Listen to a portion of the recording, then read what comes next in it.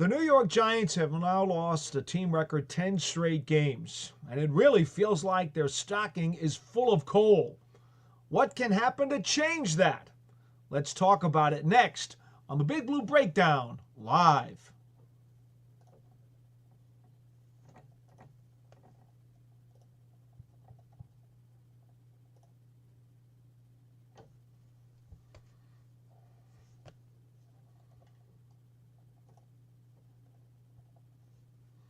Hi again, everybody, and welcome to the Big Blue Breakdown Live. I'm Paul Dottino. So the Giants come off of a very, very disturbing 34-7 loss to the Atlanta Falcons on the road yesterday. They have lost 10 in a row and are now 2-13 on the season. I'm Paul Dottino. Happy holidays to everybody, no matter what version of the holidays you celebrate. We hope you have a healthy and happy one, as well as a wonderful 2025, which, of course, is upon us in another week or so.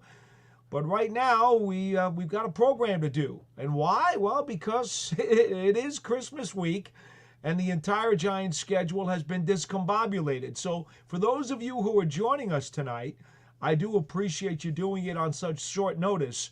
We told you last week we expected to do a program on Monday night, probably at our usual 7:30 time. I tried to hedge a little bit because there were some circumstances we had to work out and make sure we could do it. And indeed, we're able to do the program tonight, but coming on an hour later than expected here at 8:30 p.m. Eastern Time on Monday evening. Tomorrow, the Giants will have a full practice session as if it was a football Wednesday. All right. Today, they had treatment players in for medical issues. Tomorrow's a full football Wednesday practice. Wednesday is Christmas Day. And then on Thursday and Friday, full practice sessions again before the walkthrough on Saturday. And then Sunday's home game at 1 o'clock against the Indianapolis Colts. Just a reminder again, folks, if for whatever reason you are not aware of what happened with the schedule, if you take a look and you see that it was a December 28th or 29th game. The reason was over the last couple of years, the NFL has decided to take a handful of games and make them potential flex games on either Saturday the 28th or Sunday the 29th. And about a week or so ago, the NFL decided which of those potential flex games they would choose. They've got a triple header on Saturday the 28th. The Giants-Colts game, being that it does not really have significant playoff implications, was not selected as one of those flex games to move. So the game's going to be Sunday, this Sunday, at MetLife Stadium for a 1 o'clock kickoff. Ironically, as we originally told you when the schedule first came out, and these two dates were listed as potential kickoffs for the Giants and Colts, the first thing that immediately smacked me in the face was that December 28th, 1958, was the date of the greatest game ever played, the first ever sudden death overtime game, when the Baltimore Colts beat the Giants for the NFL title at Yankee Stadium. And as soon as I saw that, I said, okay, that's the NFL knew what they were doing. They want to play off the nostalgic storyline. And I'm sure there's probably a really good chance that they will go with the Giants and Colts on Saturday the 28th. Well, as things have unfolded, the Giants, of course, fell out of the playoff race quite a while ago. And the Indianapolis Colts are still alive, but barely. They're hanging by some dental floss. And so when it came time to make the decision and lock in the triple header on Saturday the 28th, the Giants and Colts were not selected.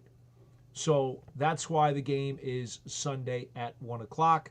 So, folks, that'll be the last home game of the season. Hopefully, for the Giants' sake, they will get their first home win of the year. We all know that this has been a Yale Bowl type season, and how fitting, because back in 1974, in the 50th year of Giants football, they went winless at home.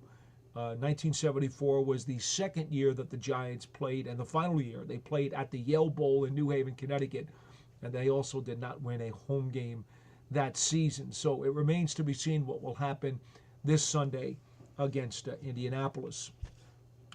Want to touch base on what the Giants are looking at as they go into this game on Sunday, and then a quick note. We'll get to your comments and your questions and so forth and so on in just a bit. Giants had to send quarterback Drew Lock for an MRI on his ailing throwing shoulder earlier today. We do not have the results of that yet. We will probably find out more tomorrow. I think it's probably very sketchy. The fact that they had to send him for one is not a very good sign. So hopefully the MRI will reveal no serious damage for Drew. But at the same time, the fact that they sent him there probably tells you he's got some significant soreness and discomfort, which is never something that a quarterback wants to do with his throwing shoulder. So I'm rather pessimistic at the moment about Drew Lock's opportunity to start this game against the Colts. Tommy DeVito was cleared from the concussion protocol this past week going into the game in Atlanta. He was elevated to the number 2 quarterback, being that he was healthy. So I'd say right now the odds are probably better that Tommy DeVito will start against Indianapolis, but I'm sure that'll be one of the first questions, if not the first question, asked of head coach Brian Daboll tomorrow when they get to when the media gets to the press briefing.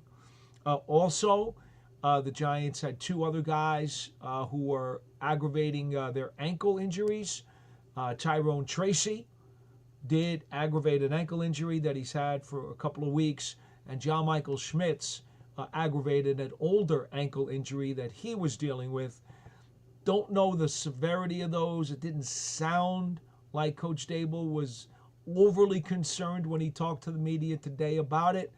So I'm going to be optimistic that those guys will be able to go. And then the other MRI, which of course is always a bit more serious when you have to undergo one of those tests, inside linebacker Michael McFadden is nursing a stinger situation that he suffered in the second quarter, I believe it was, against the Falcons. He had to come out, and Ty Summers wound up coming in, playing next to rookie Darius Muasau for the entire second half of that game. And that's just what it is with the Giants. There's so much attrition right now that it's whoever is healthy enough to play gets to play. It's a difficult situation. And the thing about it is, for Muasau, he had to wind up with the green dot. Bobby Okereke was placed on injury reserve earlier, a couple of days back, and that meant McFadden was going to be the leading inside linebacker and the signal caller, getting the green dot with the speaker in his helmet, calling the defense for the rest of the season. And of course, in this season of Murphy's Law, where if something could go wrong, it will, well, it has. So now Micah McFadden is injured. Even though he's got over 100 tackles, has played better and better as each game has gone on. In fact, in each of his previous 2 games, he had double digits in stops. I believe he'd moved all the way up to top 6 in the league in tackles for loss and stuffs over the course of the season. Really, Micah McFadden is one of those young players that we talk about all the time, where we say first, second, third-year players have to live up to the back of their football card and the potential that you drafted them for. Micah McFadden is doing that. And remember, he was not a first-round draft pick. He was a third-day draft choice. And we've now seen tremendous improvement and consistent improvement out of Micah McFadden throughout his 3 seasons with the Giants. And that's the way you want it to go. You want that upswing. You want to see a guy come in as a rookie, and if he doesn't make an immediate impact, which very few rookies do, you want him to be able to grow, mature, get more and more snaps, earn more playing time, show you that he continued to ascend. Micah McFadden is a perfect example of what the Giants would like to see out of all of the kids that they've drafted over the past 3 seasons, 22, 23, and 24. He's the guy. He's the model. Everybody, look at him. He's the model of what we talk about as NFL people when we say the first 3 years are important, and by year 3, you really want to see the guy break out and show you what you believe he can be. And Micah McFadden has really been the proof is in the pudding in that regard. So he's the model. He's the guy that you want to see. All right. So, in any event, of course, what happens? He gets hurt. He's got to come out. Now the green dot shifts to Darius Muasau, another third-day pick out of UCLA, who really, I thought all along from training camp, he had a chance to make the team as a special teams guy. Didn't necessarily know how much linebacker he was going to play. But because of the injuries, all of a sudden now, he's in there, in Atlanta, playing the whole second half as the guy with the green dot, and did finish with a season high of 11 tackles. Did have a quarterback hit, one of Giants' 2 quarterback hits in the game. They did not get a lot of pressure on Michael Penix Jr. making his first NFL start. I thought that was one of the many disappointing things in this game for the Giants. But nonetheless, Howard Cross, one of the teammates that I have on the Giants official broadcast team, was down on the field throughout the entire game. I was upstairs in the box for most of it. And Howard said to me it was quite clear from the sideline that Muasau was doing a really good job of leadership and of lining guys up and of getting things squared away. Now, obviously, the Falcons, hammered the Giants. There's no doubt about that. But you want to see how a young guy, especially a rookie, is going to react to this type of adversity. Now, the Giants were overmatched in the game. That's a fact. The Falcons kept their playoff hopes alive with this victory. But what we did see is a defense that gave up a total of 20 points, right? 2 of the touchdowns that the Falcons got out of their 34 points were on pick sixes. So the defense gave up 20 points on the day. And Muasau, according to what Howard told me, he could tell from the sideline, was doing a solid job of managing things, being in control, showing some maturity. And you know what? Hey, good for him. Good for him. It's an experience that I'm sure he will learn from and try to take forward, and we'll see what happens next year. You're looking at Bobby Okereke, you're looking at McFadden, those 2 guys as your penciled-in starters for 2025. And, as Muasau shown enough, and now, obviously, in the next 2 games, he's going to have to show an awful lot. We don't know if Micah McFadden's going to be able to play or not. But even if Muasau doesn't have the green dot, he started 4 of the last 5 games. So he's going to start health-wise, as long as that's okay, knock on wood, right?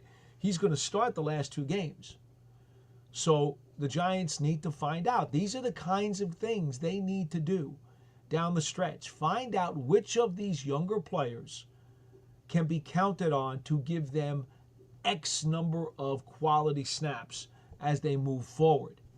Now, the Drew Lock situation, I thought he took small steps forward in the first couple of games that he played for the Giants, but then took a big step backwards in Atlanta. He knows himself that the first pick 6 was a pass he never should have thrown. The Giants were rushed, and they got up to the line, and they had the penalty, and then he decided to force the ball and throw it anyway to Wan'Dale Robinson. And Bates read it all the way. Jesse Bates has been in this league for a number of years. He's very good at creating turnovers. He saw what was going on, and he read the play perfectly. Locke telegraphed it, tried to force it in, and it turned into a pick 6. And that was the beginning of Niagara Falls as the Giants drowned in Atlanta. So, that's not good. Drew Lock's been in this league long enough. That is not a mistake that he should be making at this stage of his career. Also wound up losing the ball on a strip sack. That can happen. So, I don't necessarily want to make too much out of that, especially since the Falcons did not turn that into any points. That was late in the second quarter. They wound up then turning the ball back over to the Giants when Kyle Pitts had trouble holding on to a pass near the goal line, and Dane Belton knocked into him. The ball popped up in the air and was caught and intercepted in the end zone by Cordell Flott. So the turnover by Locke turned out not to cost the Giants any points there. But then obviously in the beginning of the third quarter, a deflected ball winds up getting picked off by Matthew Judon. And deflected passes are deflected passes. Those things are fluky. They're going to happen. But this one happened, landed right in Judon's hands, and he was off to the races for the second pick six. And for all practical purposes, it was 17-7 Atlanta at halftime. And then Judon goes with the pick six, and now it's 24-7. And you could basically close the barn door there. There was not much hope from that point forward as Atlanta just continued to wrap their hands around the throat of this football game and won it walking away by the count of 34-7. All right, let's see if we can get to some of your chats. We're going to be here for at least an hour tonight. It might be an abbreviated holiday version of the program. It is holiday time. Family time does call, as well as certain things that have to get done because of this holiday schedule. So we may only be with you for an hour tonight on an abbreviated version. But thank you so much to all for joining us and taking some time out of your evening to talk about New York Giants football. And I know it has been a heartbreaker for everybody this year. The facts are the facts. They are where they are. So you got two things that you can do. You can cry over the spilt milk and be very angry, very upset, very sad, very depressed. You pick the adjective. You can do that. Or you can look at what's happened to the team and say, all right, it is what it is. What's done is done. What players are you looking at over the last 2 weeks? Which guys need to give you some quality snaps so that you enjoy watching those guys play and you feel as though you'd be happy to see them back next season? We know that, there's going to have to be changes in some regard, whatever they are. Ownership and the front office will figure it out. That's not necessarily for us to figure out, but we can certainly at least express our opinions about folks that you'd want to see back or that you think have some significant upside or that you're hoping have some significant upside. That's at least a productive conversation. So we're going to try to do that with you tonight as the Giants get ready for the Indianapolis Colts. Fabian says hello, and I say hello back to you. You got a bunch of sports logos on there. Looks like, New York Rangers, Yankees, Knicks, and Giants. Fabian, I understand that is the core four here in New York. So that is not necessarily a surprising combination. I think it's the most frequent combination of fans in the New York metropolitan area. And fortunately for Yankees fans, they had a World Series trip, and now their plan B after Juan Soto left via free agency is looking very, very good. So that's a nice baseball comment that we kind of throw off to the side. The New York Knicks, man, big thumbs up to those guys too. Obviously, their offseason was incredibly productive, and they seem to be finding their sea legs right now. They're one of the top four teams in the Eastern Conference, so that's pretty cool. Now, on the downside, well, you've got what the Giants have done this year, and you also have what the New York Rangers have done. I mean, I think they're right around within maybe only a game over 500 right now. They may even be 500. I have not checked the standings the last couple of days, but boy, that has been a rocky road. But again, for the better part of the last 15 years, I think that the Rangers have been at least as far as the Final Four in the NHL. What, four or five times? I mean, they've been top-notch contenders and provided you with lots of thrills and playoff highlights over the course of the last, 10, 12, 15 years. So certainly not much to complain about there. Anyway, always nice to have you in, Fabian. So thanks for joining us tonight. Big Blue, hey, my man, always good to talk to you. Says the only thing to make this season worse is a win. 123 days to the draft. Merry Christmas. Well, of course, back at you. Yeah, quite honestly, I will start to begin my unbelievable deep dive into the draft, as I always do right after the season is over. This year, it'll probably be about another 150 players. Like I think last year I was up to almost 170 of guys that I will cram and do video cut-ups on and make phone calls and get different pieces of information about. And, hey, it requires an awful lot of work in a very short period of time. That's the only way I can do it because I devote so much time to the Giants during the course of the rest of the season. You got free agency also kind of mixed in there before you get to the draft, which is a very big deal, okay? And then you've got, once training camp starts, it's full speed ahead, NFL all the time. So it's very, very difficult. This is why I do appreciate some of these college draft gurus who do what they do year-round, because that's their business, that's their livelihood. That's what they should be focusing on year-round. So I appreciate what they do, and I don't pretend, okay? I do not pretend to be a legitimate NFL scout. That's not my job. I give you as much information as I can based on what I've seen and what I know, but I would never disrespect a full-time NFL scout or full-time college draft guru, because that's what they do 24/7. They visit these players, they visit these college campuses, they visit with their coaches, their training staffs, they go to these games. Now, again, I'll put a lot of work in and I'll cram, but I don't ever want to pretend to be one of those guys, because they deserve the respect for what it is, the time and the effort and the blood and the sweat and the tears that they put into their jobs 12 months out of the year. That's one of the reasons why I tell you folks, after I get done with the combine and I get an awful lot of research and information there, I will always tell you, well, this is what I would do if I were the Giants GM. I don't predict what the Giants will do. It's not fair to do that, because they've got much more information through their vetting process and their investigations about the players and the prospects than anything that the rest of us could know. Not only that, everything that they know, every team that does all of their investigations keeps their stuff under lock and key. So it's nothing more than throwing mud against the wall or playing with rumors when you predict what the team is going to do. So I'll go over this again when we get to that point, but simply put, I'm giving you me, myself, and my opinion as to what I would do. I'm not predicting what the Giants will do. And, I do that every single year.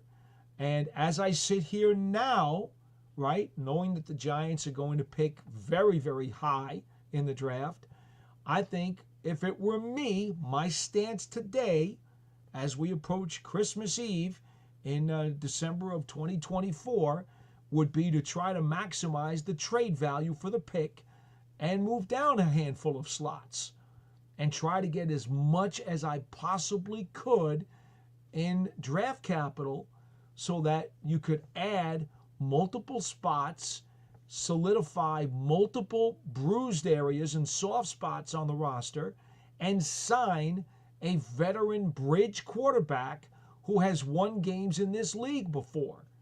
That's where I stand right now. I've said that on Big Blue Kickoff Live.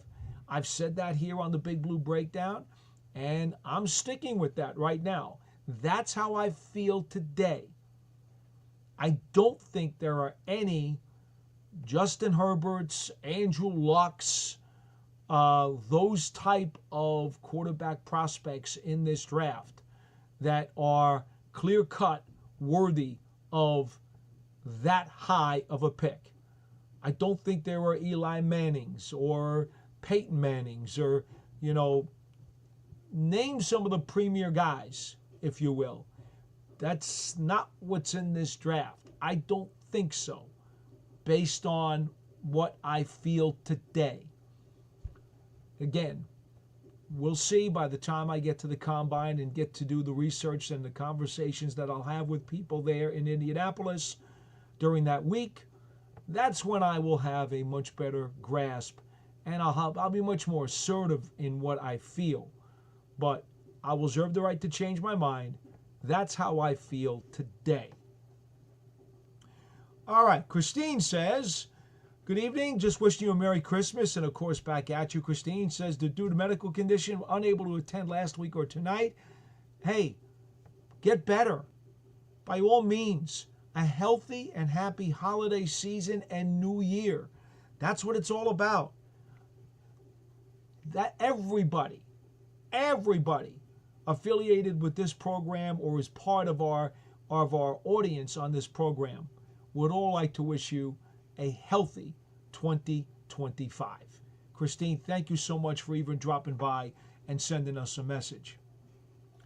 Tank Parham, one of our regulars, says, what's up? All I have to say is Merry Christmas, and I hope we lose out. Well, Tank, here's the benefit of losing out,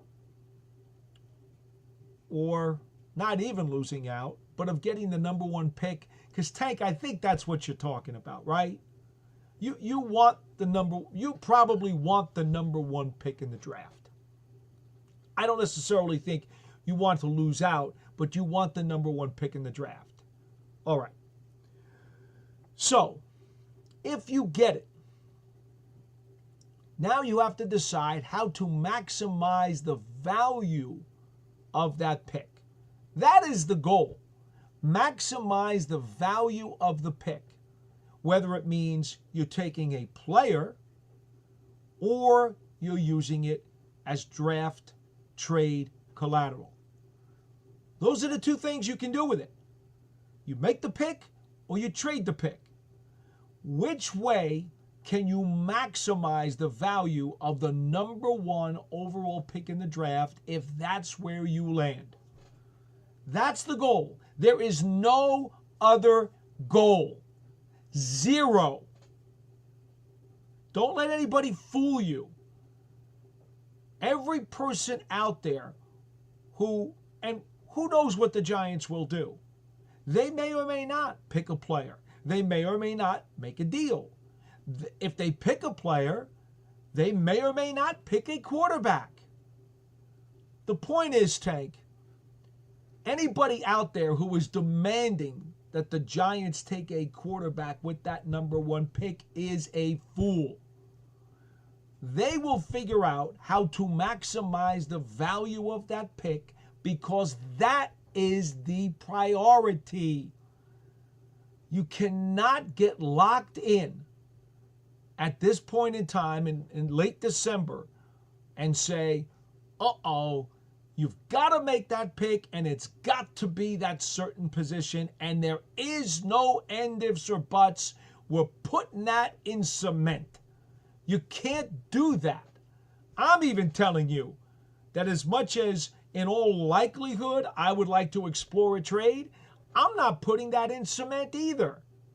Because here's part of the problem, okay? If you decide you're going to use the pick, well, you have an awful lot of vetting to do to figure out if there is a player truly worth the number one. That's first. Secondly, you also need to figure out what the marketplace is willing to pay you. You owe it to yourself to at least find out what the market value of the pick is. Then you have to weigh the value of that bushel of picks that somebody might be willing to give you against the top player that you believe is worthy of the number one pick? These are questions that have to be answered and take an awful lot of analysis to go through. So anyone who just haphazardly says, you've got to make the pick and it's got to be this position, it's not peeling back the layers of the onion. It's fool's gold. It's a knee-jerk reaction. So that's what I would tell you, Tank, and everybody out there who's watching the program or listening to the program, if you're doing an audio only. That's what you have to keep in mind. It is the franchise's number one job and priority to maximize the value of the pick wherever they land, whether it's 1, 2, 3, 4, wherever it is. The only priority is maximizing the value of that pick, period. Now, again, in the limited amount of college football that I've watched during the course of the season, it was clear to me that Travis Hunter was the best overall college football player in the NCAA. To me, it was a no-brainer for him to get the Heisman Trophy. I do not have a vote for the Heisman Trophy. As a college football announcer who does 1AA games, now known as FCS, the Football College Subdivision, I do television games, a game of the week at that level. I do get a vote for the All-American team at the FCS level. That's the only official type of status I have for college football. I have an All-American vote at the FCS level. I do not vote for anything at the FBS level, nor do I vote for the Heisman. But I certainly would have cast my vote for Travis Hunter as the best player in college football this year. And talent-wise, to me, talent-wise, just by looking at his play, with his skill set and his attitude, he seems to me to be the best value with the number one pick in the draft. If you're going to pick a player. Now, there are still things about him that I don't know. That obviously all 32 teams in the NFL, as they investigate and put together a personal profile of the player, they'll figure out if there are some other positives or some negatives that would not make him the number one overall valued player on their board. There's no question about that. That could happen. There may be teams that don't believe he is the number one valued player coming out in this year's draft. And that's fine. And if they get that pick or they trade up to get that pick, well, then they're going to do what they have to do and what they're responsible to do based on their information. Okay, so we got that stuff out of the way. Let's keep going to our next chat. Big Blue says, from what? Banks looked like he did not want to play Apple 2.0.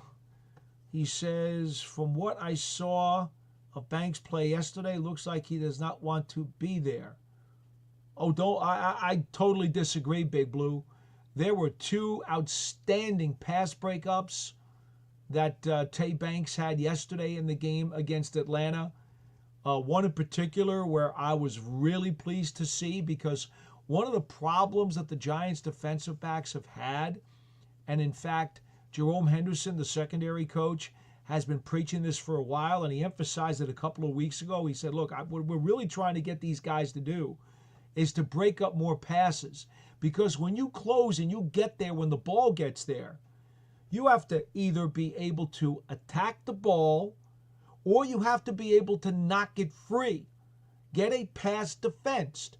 Now, you guys all know this, I'm sure. You look at the stats that are available on all of your major statistical services.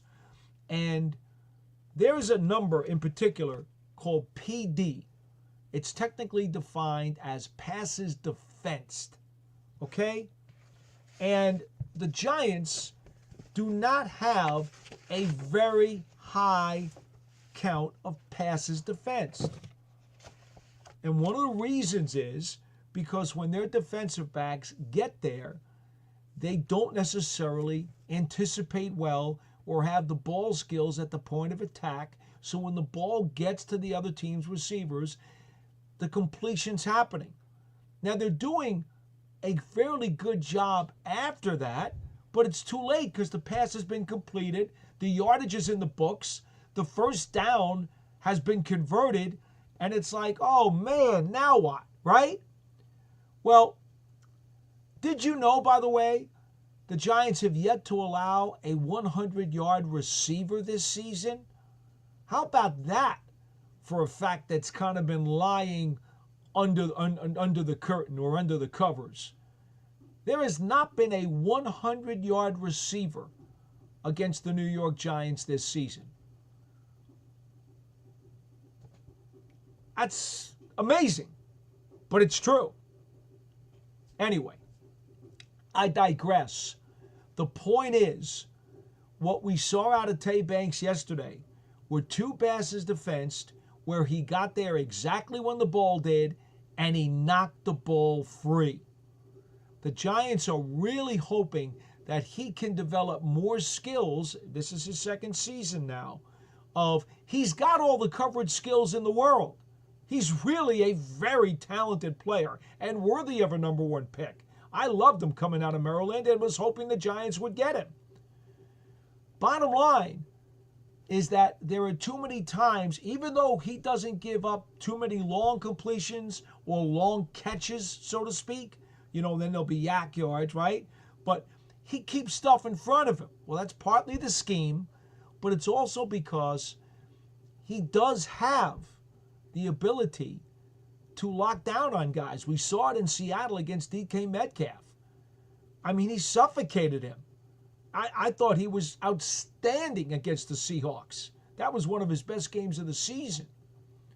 Well, what we saw yesterday to me was another step in his maturing process, because twice he was right there with the ball and was able to make sure that he knocked it out for an incompletion. Now, he also had a longer pass that he had perfect coverage on, was shadowing the receiver beautifully, was right there to make the play, and then he tugged the guy a little early and wound up getting called for pass interference. The shame of it was he had such terrific coverage, it wasn't necessary to contact him early. He didn't have to commit that pass interference penalty. He should have more confidence in himself, knowing that his coverage was terrific. He was going to be in position to break up the play. It was not going to be a completed pass. He had perfect position, but he got over anxious and he committed the pass interference call. All right, so it's baby steps. Two really great passes defensed, and then one time where he went a little too early. But Big Blue, I couldn't disagree with you more. I think that Tay Banks is an outstanding talent. I think he has terrific cover skills. He's a young, maturing player who still needs some polish and growth. I've thrown this out there many times before. Corey Webster was that kind of player. And years earlier, Mark Haynes, who became a multiple-time Pro Bowl player, similar situation. Guys who have all the tools and can be terrific, outstanding. They just needed some polish, some time, some patience, some maturity. So I'm sorry, Big Blue. On this, we are totally on opposite ends of the spectrum. All right, let's see what else do we have. Let's see.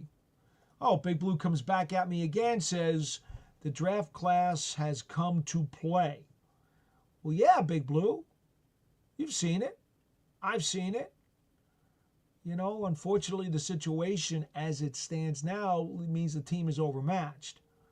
And that's just a shame, because the snowball started rolling downhill, and now it's an avalanche, and there's not much you can do. So yeah, what we need to do as observers of this team, it's what I told you earlier in the program. The only thing that's left to do now is to watch guys, see that they are playing, right? You want guys who are pros who are going to go out there every weekend and they're going to put forth an honest effort. That you want to see. And then the second thing you want to see are how many of these guys are showing you more upside. Those are the key factors right now. I mean, the season is what it is. So you have to continue to build for 2025, and you want to know which one of these guys are going to be part of it. So, yes, this 2024 draft class has shown a lot. It's a shame that Tyler Nubin is now on injured reserve. Ditto for Theo Johnson. Both of these guys, in my mind, right out of the gate, showed that they belonged in the NFL and that they will be productive players. So, as much as we feel bad for them that they're unable to finish the season healthy and active, I think we've seen enough from both of those guys to know that they're going to be very big parts of the Giants' future.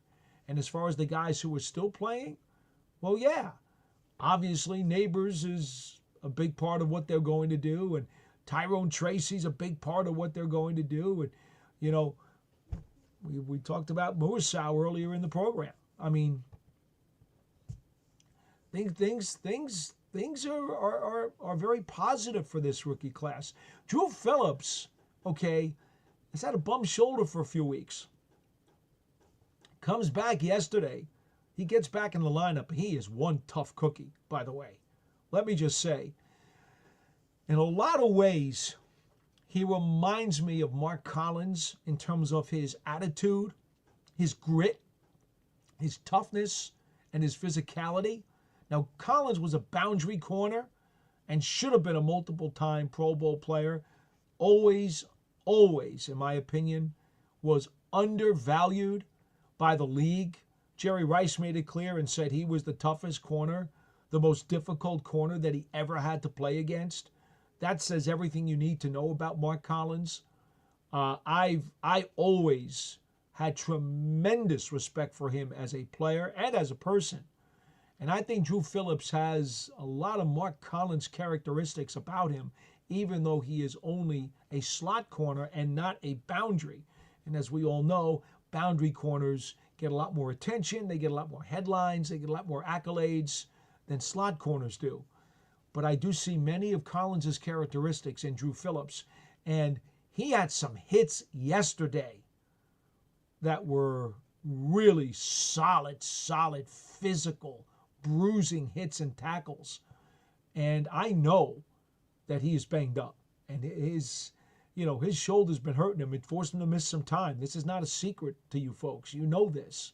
And to see him go out there, with 3 weeks left in the season, to want to be out there, to continue to hone his craft and to continue to impress people is quite a testament to what Drew Phillips is as a professional and as a guy who is an outstanding teammate.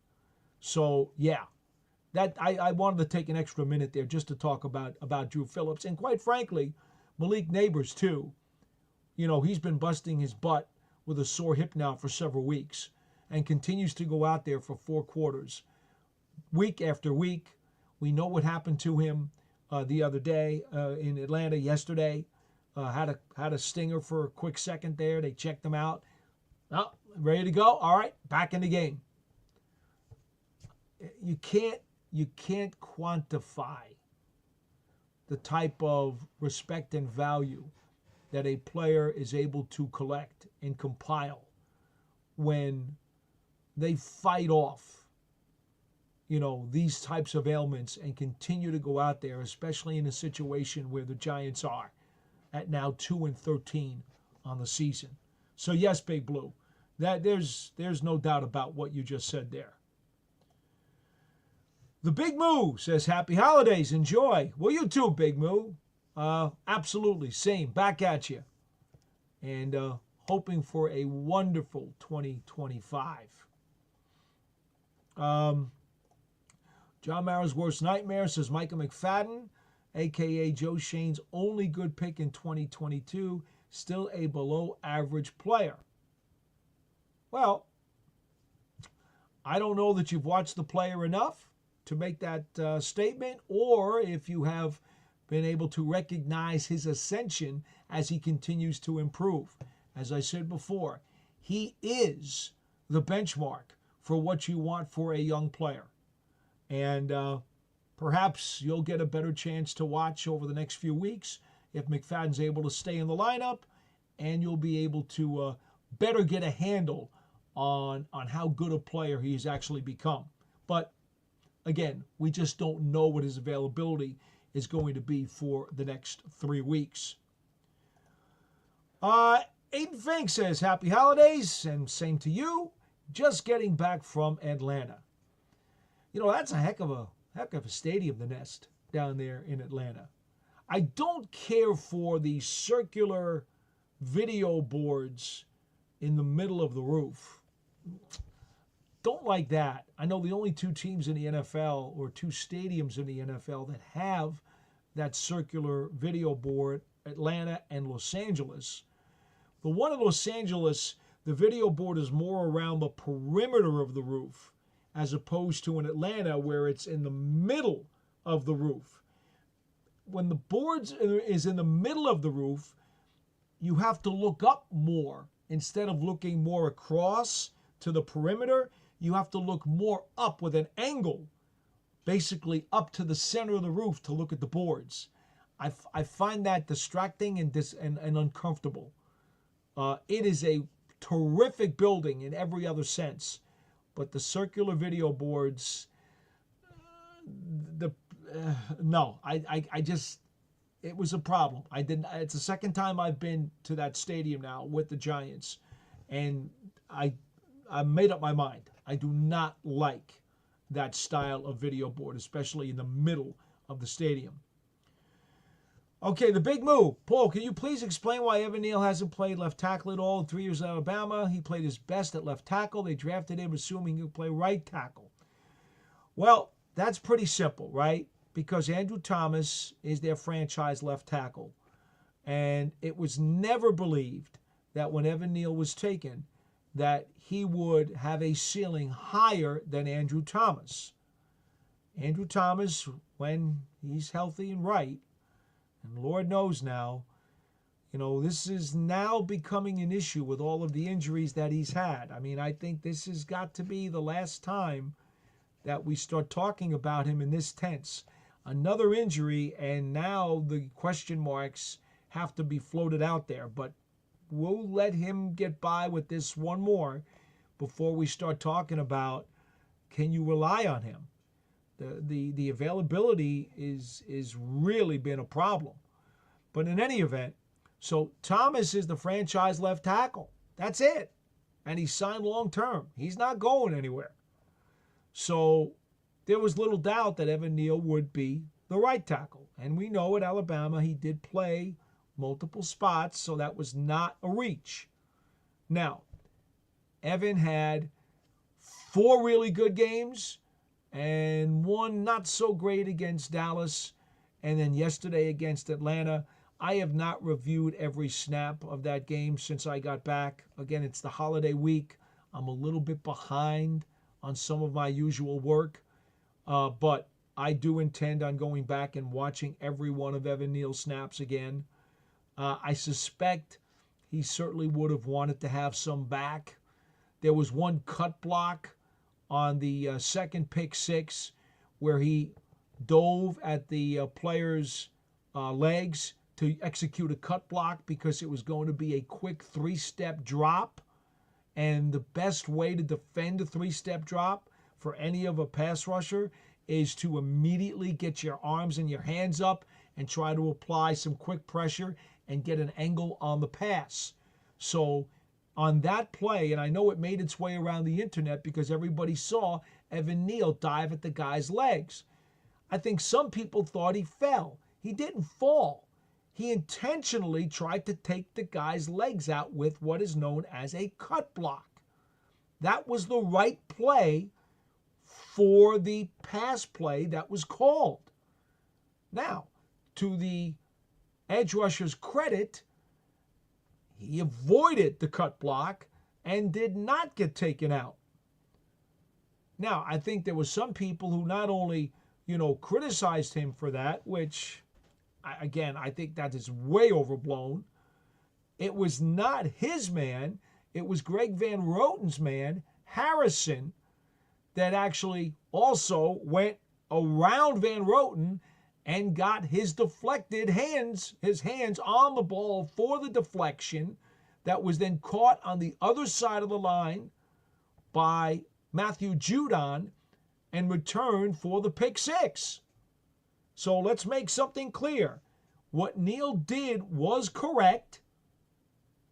Okay? It wasn't executed as well as it could have been, but he did the correct thing. Tried to do the cut block on a three-step drop pass play. The defender eluded the cut block, but it was not his defender who deflected the pass that was intercepted. So for all of the folks out there who just love to slam Evan Neal, once again, you're misguided. He does not deserve the heavy criticism that he was given on that play as people tried to blow him up around the internet.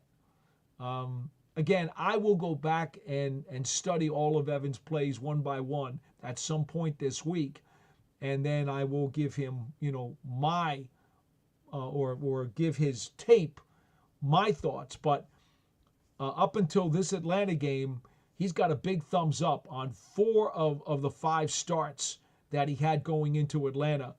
And as I said, going into the Falcons game, 3 weeks to go. Let's see Evan Neal put 3 good games still on tape, which would give him a half a season of solid tape. And I still have a lot of confidence that he will be one of the Giants' best 5 offensive linemen going into next year. And somehow, some way, Carmen Brasillo, looking ahead, is going to have to put the best 5 offensive linemen on the field, wherever that is. Whether Neal is a tackle, or Neal is a guard, or Illuminor is a guard, or Illuminor is a tackle, the best 5 are going to get on the field opening day in September of 2025. I still believe that Evan Neal is trending towards that way. As I sit here, again, going into the Atlanta game, I have tremendous confidence in that. Might it have taken a little bit of a hit after yesterday's game? Perhaps. I want to reserve judgment until I go back and watch every single one of his snaps. Even then, he still has 2 more weeks to put some good stuff on tape and reinforce the fact that he is on the right track. The Big Moo says, I believe you said earlier this year that it is not easy switching from left tackle to right tackle. I guess he's talking about Neal still. He was not guys at right tackle at Alabama, had his best year at left tackle. He was not good at right tackle at Alabama is what Moo's trying to say. Okay, here's the thing, Big Moo. Some players, for example, Kareem McKenzie, even Jermaine Illuminor this year, there have been guys who have said to me, oh, no, it's a big problem. It's a big difference. Can't really make that switch from side to side. Then there are other guys like, you'll remember David Deal, who played all 4 spots on the line except for center during his NFL career and had no trouble doing it. You'll know that there are guys in this league who are really good third tackles. And as the third tackle, they'll go in and play left tackle or they'll play right tackle on a moment's notice because they're needed. And they can't control where the situation is going to call them, or when or how, and if it's going to be at right tackle or left tackle. But when you're the third tackle on a roster, you've got to be able to play either side. That's just the way it is. So, can Evan Neal do it? I just don't think it's relevant. They've got their franchise left tackle for the moment. Andrew Thomas is signed for a lot of money for a few more years. So, no, I think he's going to be on the right side. But again, some folks have more trouble than others flopping sides. That's just a fact. Aiden says, get well, Christine. There's a message internally to one of our audience members from another audience member. Tank Parnham says, I would want all of those options. If we fall to 6 and if we want a quarterback, then we have to mortgage the future to move up. Do you trust that Shane to make that decision? Let's put it this way, Tank. You know, the Giants, yeah, do I, you know what? Let me just go right to your question rather than go bigger picture here. Yes, I would. Excuse me. I would trust Joe Shane to make that decision because I'm aware of the vetting process that Shane has instituted with the Giants. It is the most extensive investigative and vetting process on college prospects that the Giants organization has ever had. And it's taken him some time to get it smoothed out. When he first got here, they were still using magnets on the board in the draft room. And then in year 2, they're like, okay, well, now we're getting things upgraded to computer. All right. And obviously, he also changed over a lot of the scouting staff over the first 2 years of his tenure. This year, year 3, I think if you had a chance to talk to him, and I don't want to speak for him, but my suspicion is that Joe would tell you that they finally have things truly set up the way they want them. With the process, with the logistics, and with the scouting staff. I think they probably finally have everything as smooth as silk, the way they want it to go. And I think they really kind of got it this past spring, and we see the results already in the first year alone of the 2024 draft class. So yes, let me go directly to your question. Do you trust Joe Shane to make that decision? Absolutely, I do. Because I know the process and what he has done and some of the detours that they had to take and some of the old paint that had to be scraped off the wall before the new paint could go on the wall to get them to where they have to go. So yes, Tank. Yes, the answer is yes, in short. Timothy Menays. Paul, do you think we'll see more of Isaiah Simmons this week against Anthony Richardson and his legs, or do you think they go heavy personnel due to the legs of Richardson and, of course, Taylor? Taylor's a heck of a premier back. Oh, boy. He's a real good one, no question about that. Richardson, still up and down, but a tremendous athlete and a guy who can certainly make some plays against you with his legs, without a doubt about that, too. You know, Timothy, I'm puzzled more than ever about Jalen Hyatt not becoming more of a factor this year on offense. If there's a Jalen Hyatt on the defensive side of the ball, it's Isaiah Simmons.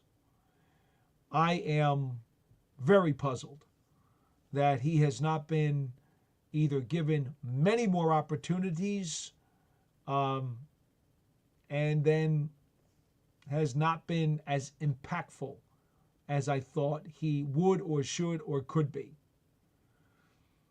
when asked about it, whether it's Simmons or even more so Hyatt, Brian Daboll was always talking about its matchup issues.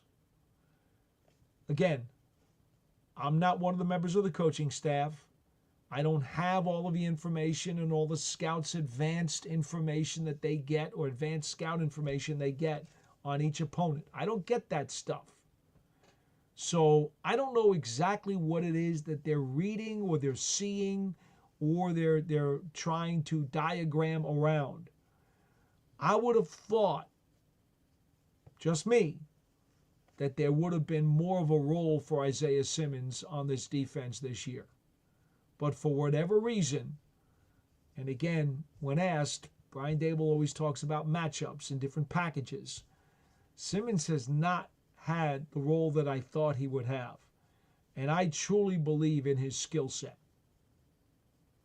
And it's kind of hard to find a rhythm or to develop instinctiveness within a scheme or a defense if you don't get a lot of consistent playing time and a healthy amount of snaps.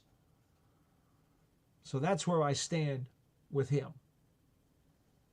Let's see if we can get a few more folks on here now. Scott Young says, hi back at you. Do you feel that the staff we have as GM head coach are the right man to choose on next quarterback when they're currently capable due to the fact that our quarterback room looks dismal now?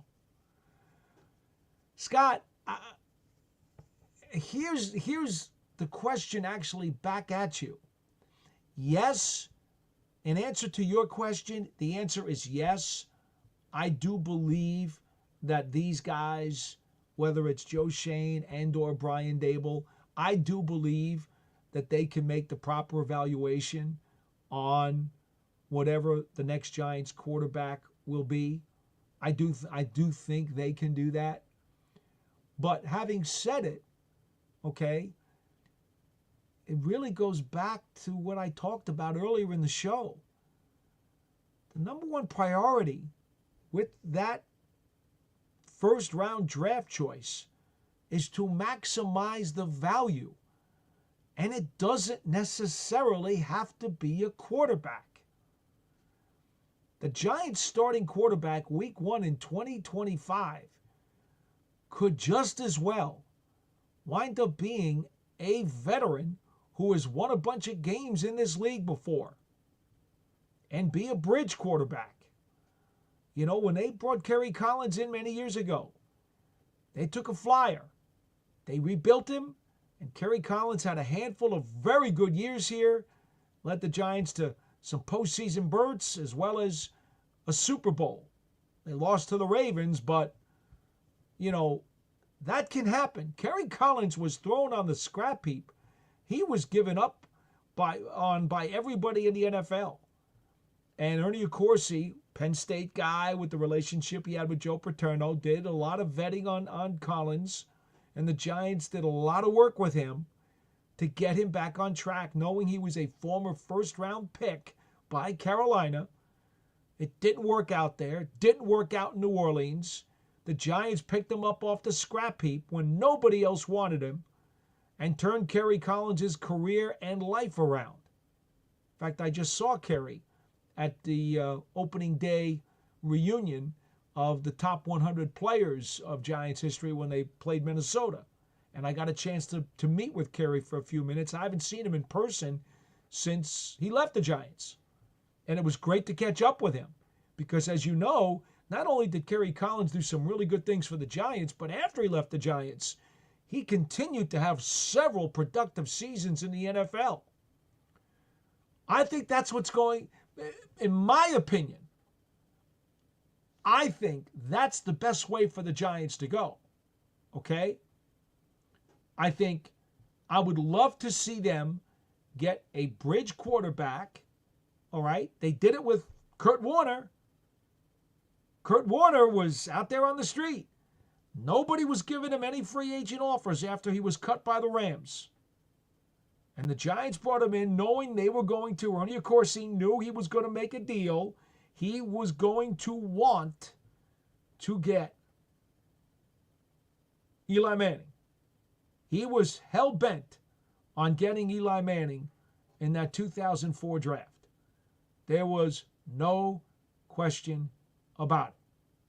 He was hell-bent on getting Eli Manning. But of course, Eli Manning was going to be a rookie. And they did not want to start opening day with a rookie. And so what happened? They brought Kurt Warner back off the scrap heap, and Kurt, understanding that he was looking to resuscitate his career, signed a one-year deal with the Giants with a second-year player option. So this way, it worked out for both parties. The Giants got a competent quarterback who led them to a 5-4 record before Tom Coughlin then went to Eli to give him a head start on the following season, and that, in retrospect, worked out. All right, it cost the Giants a possible playoff spot in 2004, but it got them a playoff spot in 2005. So, in retrospect, Tom Coughlin made the right decision. But the point is, Kurt Warner got the Giants to 5-4, and they were in the playoff race. He resuscitated his career. He showed that he could still play in this league as a starter. The beauty of it was, because the Giants signed him to a one-year deal with a second-year player option, it allowed Warner to click the triggers on the deal, knowing that, hey, they're going to want to turn over this team to Eli Manning either by the end of this season or certainly going into next year. So if I have confidence in myself and I play well enough to put some shine back on my career, I'll take the deal. I can opt out because it's a player option, and I will then put myself back on the free agent market, having shown everybody that I can still play. That's what he did. And he went to the Arizona Cardinals and led them to a Super Bowl, although they did lose to the Pittsburgh Steelers. It worked out perfectly for both Warner and for the Giants. I think, to me, as I sit here today, that's the best scenario here for the Giants, is that they go that route and wind up uncovering the next Collins, the next Warner, and find themselves a veteran who's won games in this league before, who's going to look to resuscitate his career and bring the Giants a whole bunch of wins in 2025. Now, if they do draft a quarterback, that guy can be the rookie who sits and watches the veteran win games. He will learn, much like Eli Manning learned an awful lot from Kurt Warner. If the Giants draft a rookie quarterback, and it could be first round, could be second round, could be third round, that rookie quarterback will learn from the veteran, watch him win a bunch of games, and be better off for it when he finally gets inserted into the lineup. I think that would be, in my opinion, the best way for the Giants to go. So, Scott, to be honest, to get the right read on the next quarterback, it might not even be the right read on the quarterbacks in the draft. It might be more important for the Giants to get the right read on the bridge quarterback who can get them back to respectability in 2025. That may be even more important than who they may or may not draft in the first, the second, the third round in the spring. Because maybe the Giants decide that they take another position early and take a quarterback later in the spring of 2025. And maybe the bridge quarterback does so well that the rookie doesn't play right away. And maybe in the spring of 2026, maybe that bridge winds up keeping the job because turns out he's not a bridge. They really like him. And he's got some years left. Or maybe the Giants decide in 2026 that they love a bunch of quarterbacks in the spring of 2026, and they maneuver to go get one of those guys. There are many options here. This is not a one-track road for the Giants quarterback situation. They can skin this cat in a number of different ways. I've given you my opinion. You don't have to agree with it. I suspect most people would not. And that's okay, because there's no right answer today. After this whole thing plays out, we'll know if it succeeded or didn't succeed. But I think the veteran quarterback that the Giants signed during the offseason, whoever that may turn out to be, because I don't think right now at this moment Drew Lock has done enough to be that guy. I think we would all probably agree as we sit here tonight. And I don't necessarily think that Tommy DeVito has done enough either to be more than a number 3 as we sit here tonight. So that guy, whoever that veteran is, I think that's the most important quarterback decision that the Giants may have to make during the course of this offseason. And remember, free agency starts in March. The draft is not until the end of April. So free agency is going to tell you a lot about what the Giants are thinking in the draft. Okay? Because who is that veteran quarterback that they decide to have on the team? What's his age? What's his experience? What's the value of his contract, and how is it constructed? Those things will tell you a lot about the direction that they're going to go quarterback-wise in the draft. The hints will all be there. All right, Scott, let's see. You say, I personally feel our GM has done a good job with this past draft. Good players.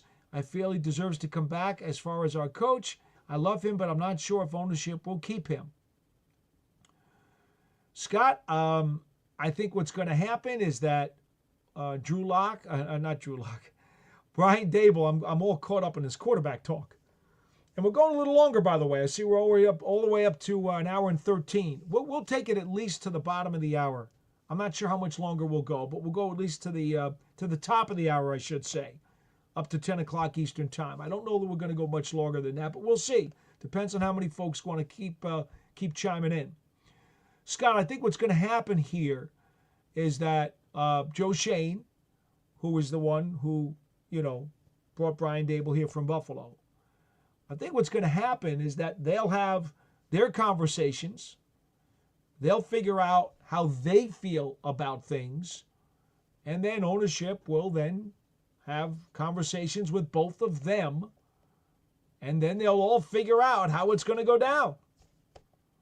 Those conversations will happen at the end of the season. I believe totally that John Mara and Steve Tisch and the conglomeration will do that at the end of the season. I don't think there's any reason to believe that'll happen before then. There's only 2 more games to go.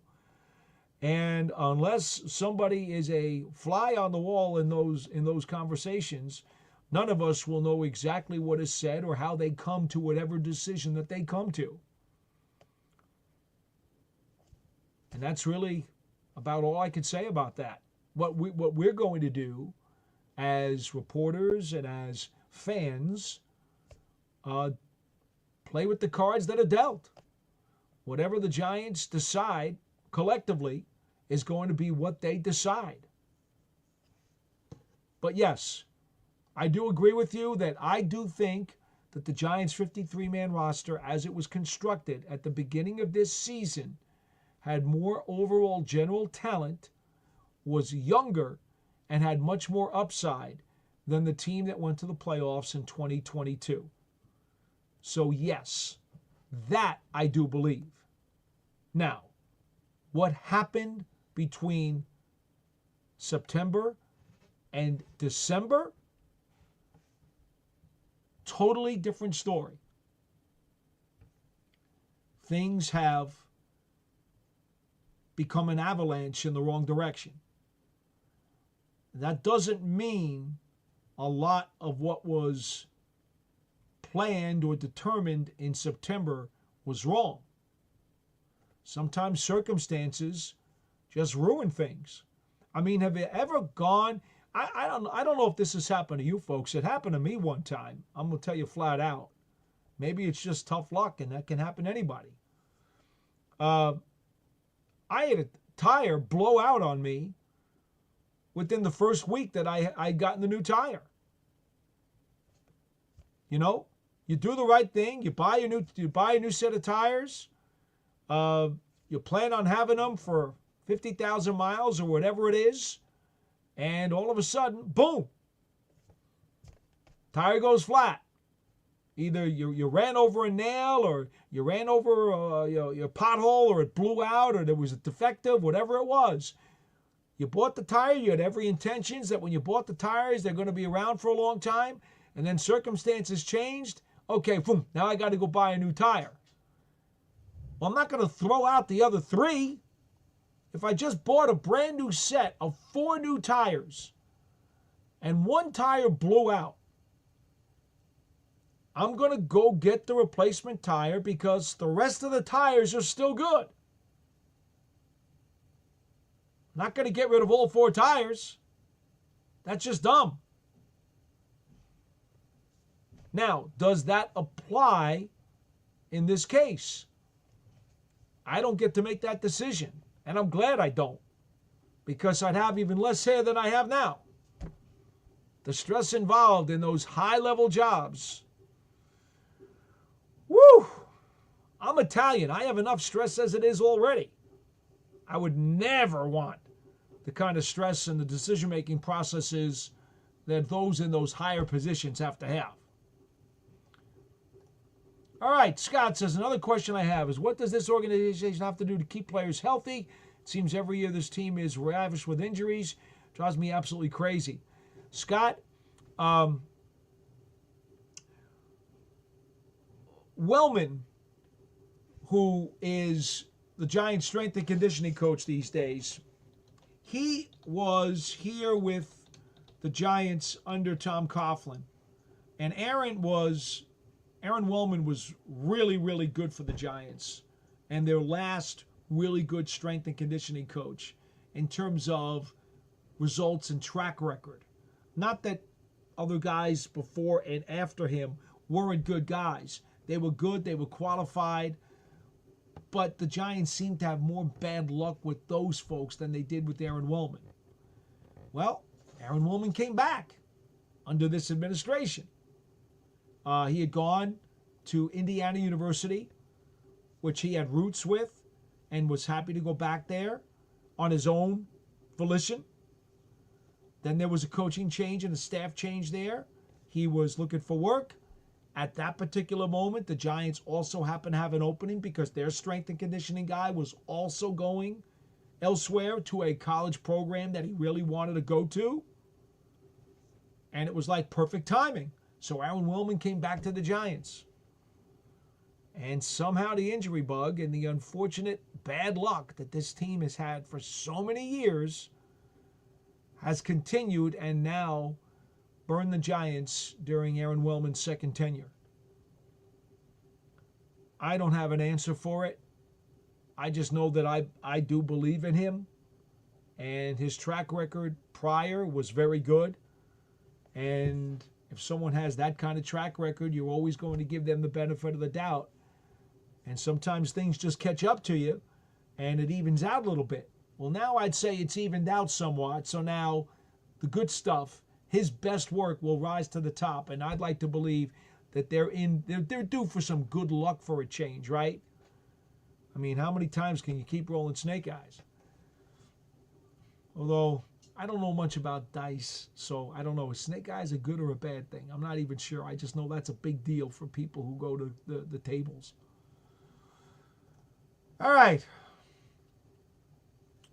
Gary Gaston says, hi, Pete. I told you last week that Boyle looked better than Locke and DeVito, and you told me the Giants viewed Locke better. This is why our process don't make sense. They can't admit they're wrong. Well, here's the thing, Gary. Boyle was viewed strictly as a stopgap because they needed another healthy quarterback. They needed a fourth quarterback on the roster. Actually, a third, because Jones was already released at this point. That's what he was brought in to do. Now, I don't know. I can't honestly tell you. No one asked Brian Daboll about Boyle. So, is there a chance that Boyle sees some time in the next 2 weeks? I don't know the answer to that. He has not mentioned him. He wasn't asked about him. Now, if Drew Lock can't go this week, even if he's cleared, I don't know what the Giants' quarterback situation is going to be. Brian Daboll said today he was undecided. He didn't have anything to tell us. So is it possible that Boyle is going to be the 2 or maybe even get some snaps in the next 2 weeks? Sure, it's possible. I don't have an answer to that. But I think it's very much certain that he was brought in here simply to help fill out the roster as a stopgap. I don't think he was brought in here necessarily to be part of next year's equation. Now, who knows? If he plays some in the next 2 weeks, could he insert himself into that? Maybe he could. Maybe he could. But, Gary, what I will say to you is this. Drew Lock took a step backwards against Atlanta. That's obvious. You did not need me to tell you that. You figured it out on your own, and it's there. Okay. Jeffrey Pettiford, are we getting rid of the GM and head coach? That's the question. Well, it's not a question for me. I don't get to make those decisions. I don't even get to be in those conversations. Stuff I can answer for you, I'll be glad to answer for you. Stuff that I can't answer, I'll tell you flat out. I can't answer. Queensboro brother, happy holidays to you and yours. Back at you, my friend. What are your thoughts about Tyrone Tracy and his skill set? That touchdown catch was incredible and would love to see his number called in the very near future. You know how I feel about Tyrone Tracy. I have given him tremendous praise as the season has worn on. The touchdown catch in Atlanta was a wide receiver's kind of play. And as we all know, he was a college receiver before he became a running back at Purdue. Locke was pressured. He rolled to the left. And what do they tell you on the scramble drill? Always on a scramble drill, you either want to come back for the ball to give your quarterback somebody to throw to, or you want to roll in unison with him to his side. And if you can find some open space, find it. Give him a chance to throw it somewhere. Give him a chance to see it and give him a chance to throw it so that he doesn't have to throw it across his body. Well, it's exactly what happened. Tyrone Tracy became a wide receiver in the scramble drill as he then rolled with Locke to the left side in the back of the end zone. And then as that ball came to him and Locke lofted it a little high, understanding there was a defender between him and Tracy, Tracy went up and got it. He attacked the ball as a wide receiver would and had the receiver's mentality of making sure to get his feet down inside the back line of the end zone. It was truly a talented and skilled wide receiver type of play, which should not surprise us because of Tracy's background. I have to tell you, that was one of the real highlights of the day, and there weren't many yesterday for the Giants. That was a big-time highlight and a very exciting play for anybody who thinks about Tyrone Tracy having upside in this league. So, yes, I'm with you 1,000%. Timothy Menace comes right back. Paul, what has happened with Kayvon? I haven't heard his name all season. It's been a quiet season for Kayvon Thibodeau. Remember what I said earlier in the program about how Micah McFadden's ascension has gone up, and that's the perfect line that you want to see for a guy in his first, second, and third years?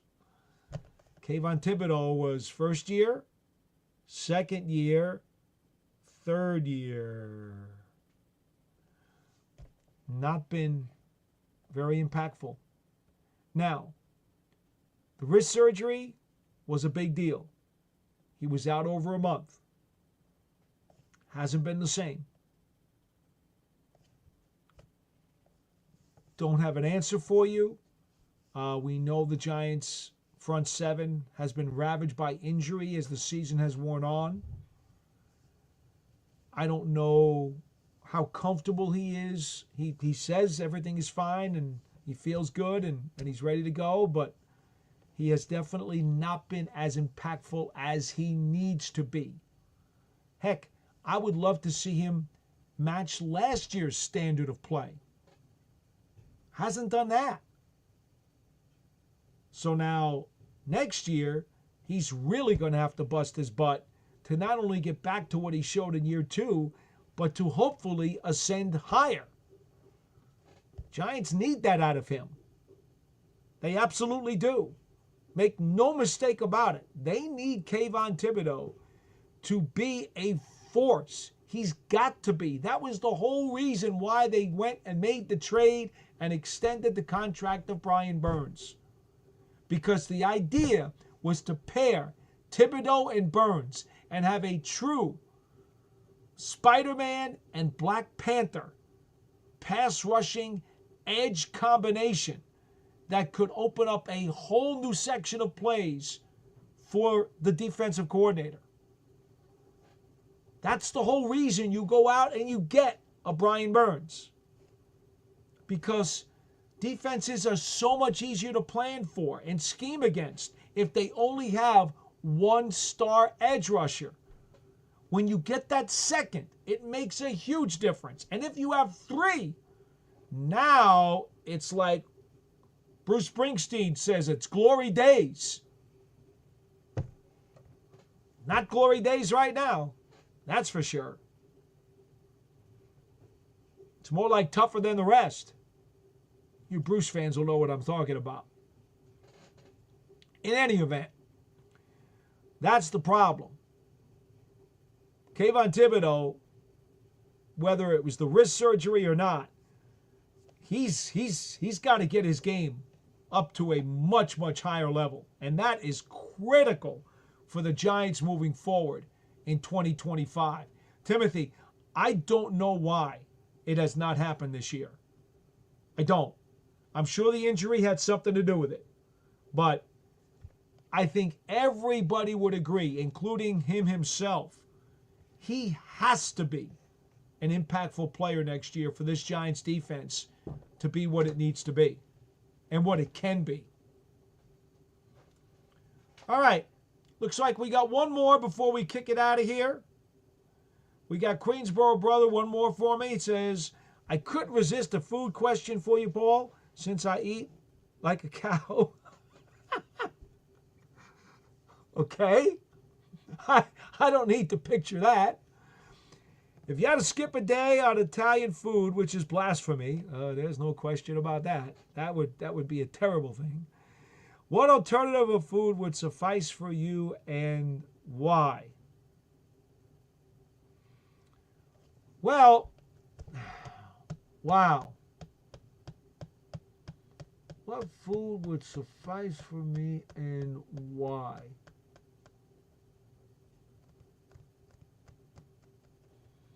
I suppose, well, it's a tough one here, Queensboro brother. It's a tough one. I suppose if I had to skip a day, I could eat. What do Irish, German, or English? Which one of those three consider meatloaf their specialty? Don't Irish consider meatloaf and mashed potatoes one of their specialty meals, or roasted potatoes with meatloaf? If I had to, that's probably where I would go. That's about the best answer I got for you, Queensboro brother. I don't have a better one than that. Because, seriously, I would eat pasta and pizza 7 days a week. I really would. Oh, last question tonight. Let's see here. Scott Young says, how do you feel about the defense coordinator position? I feel like guys like Bobby Okereke and Tay Banks fell off big time. Well, Scott, I don't know exactly where to identify the troubles with the defense this year. We know they gave up too many big plays. We know that the rush defense wasn't nearly where it needed to be. We also know that as the season went on, attrition was a significant factor. We also know that the change in scheme was definitely rocky for a bunch of players during the early part of the season. So there was a confluence of reasons as to why it did not go so well. And then by the time maybe that they could have straightened some of this stuff out, the snowball had already gone downhill, and then everything fell apart. So I don't know how much what percentages, in other words, to put on the injuries, the scheme, the comfort level, the confidence, the learning process. I really don't know, because it was such a confluence of events, the perfect storm that just decimated this team in every way and destroyed the season, really wrecked it in a variety of factors, in a variety of ways. And so I don't have a percentage number to put on that, and how much do you want to, put on the coordinator. I just know that a lot of things went wrong for the defense this year. I told you guys before the season, I firmly believed with the talent that was here, they could be a top 10 defense, right at the bottom level of that top 10. I saw the talent and the ability, but there were rocky roads that had to be navigated, amongst other things. Field position, having to play from behind all the time, that certainly didn't help, right? The offense was just so anemic. They put the defense in so many impossible positions. You had to know that sooner or later, at some point as the season wore on, that this was all going to catch up to the defense, and they were never going to be able to keep up the level of play that they were trying to put forth as this team continued to struggle. This stuff can never be underestimated. A lot of different factors went into all of these things. That's why I tell people, it is an onion. You got to peel back all the layers. It is a spider web with many, many, many strands. There's no one easy answer. Nothing in the National Football League, nothing is so simple that it's in a bubble and you can just say, this is the one isolated factor that did this. No, it's not that way. That's not the way this game is built. Matt Sullivan says shepherd pie, by the way. For the Irish, it's shepherd's pie. Okay, I believe you. That's not something that I would entertain, that's for sure. But thank you for chiming in. All right, folks, that'll do it for this edition of the Big Blue Breakdown Live. So glad you could be with us. I see we came in over 600 people. How about that? 600 people live on the stream on a day that's not our regular day at a time that is also not our regular time. So that's really cool.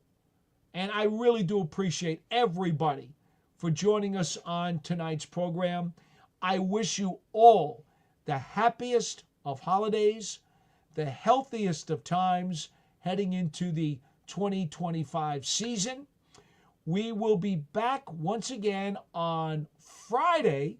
All right, we're going to be back on Friday with our 3 key matchups to watch as we preview the Giants and the Indianapolis Colts coming up on Sunday, 1 o'clock kickoff at MetLife Stadium. And then our next live show, well, folks, we may have to do another live show next Monday night.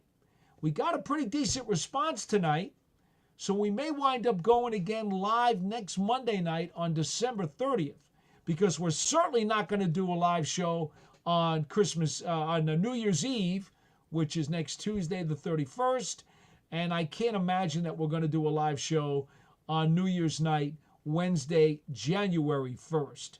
So my suspicion as we sit here tonight and stick to my Giants Twitter at GiantsWFAN, I'll try to get you as much advance notice as I can. I will tell you, you folks seem to have liked the late start time. The 8:30 seemed to pick up a higher volume of audience better than the 7:30 start time. You know, if you can, let me know. I'm over at Giants WFAN on Twitter. If you can, let me know. What do you prefer? Do you like the 7:30 Eastern time in the evening start time? Or do you like the 8:30 p.m. Eastern time start time? But I'm thinking we'll probably be back with you next Monday, December 30th, that evening. And at the moment, I'm thinking maybe 8:30 is the better time to go. We'll see. In the meantime, folks, again, happy holidays from me to you. I'm Paul Dottino signing off here on the New York Giants on SI YouTube channel and Media Network. We will see you next time, everybody. So long and enjoy the game.